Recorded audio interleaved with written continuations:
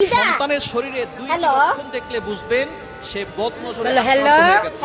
বদনজর হচ্ছে খুবই ভয়ঙ্কর। নবীজি সাল্লাল্লাহু আলাইহি সাল্লাম জানিয়ে দিয়েছেন বুখারী শরীফের হাদিস, বদনজর হচ্ছে সত্য। মাম্মা কই, মাম্মা ডাক দাও, মাম্মাকে ডাক দাও, বলো মাম্মা। আব্বু এবং নবী সাল্লাল্লাহু আলাইহি ওয়াসাল্লাম আরো বলে দিয়েছেন বদনজর এতটা ভয়ঙ্কর জিনিস, একটা সুস্থ উটকে অসুস্থ করে রান্নার পাতিল পর্যন্ত নিয়ে যায় এবং একজন সুস্থ মানুষকে অসুস্থ করে কবর পর্যন্ত নিয়ে যায়। এজন্য এই বদনজর থেকে আমাদেরকে বাঁচতে হবে। আপনার সন্তানের ভিতরে যদি দুইটি লক্ষণ দেখেন মনে করবেন আপনার উপরে কেউ বদনজর দিয়েছে। বলো জি। আমরা সন্তানকে খালি গায়ে রাখি, বলো মানুষকে দেখাতে নিয়ে যাই, সুন্দর সুন্দর পোশাক পরিয়ে ফেসবুকে ছবি দেই, ছবিতে কিন্তু বদনজর লাগতে পারে। টাটা দাও, টাটা দাও। কিছু নিয়ে শো অফ করতে যাবেন না। যাদেরকে বেশি ভালোবাসেন তাদেরকে শো অফ করতে যাবেন না।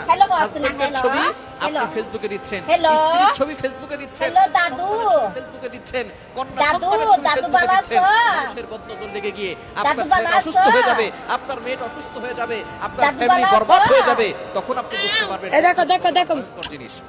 এজন্য বদনজর থেকে বাঁচতে হবে। দাদু যদি পালাছো। আপনার সন্তানের শরীরে দুইটি লক্ষণ দেখেন বুঝবেন তার শরীরে বদনজর লেগে আছে।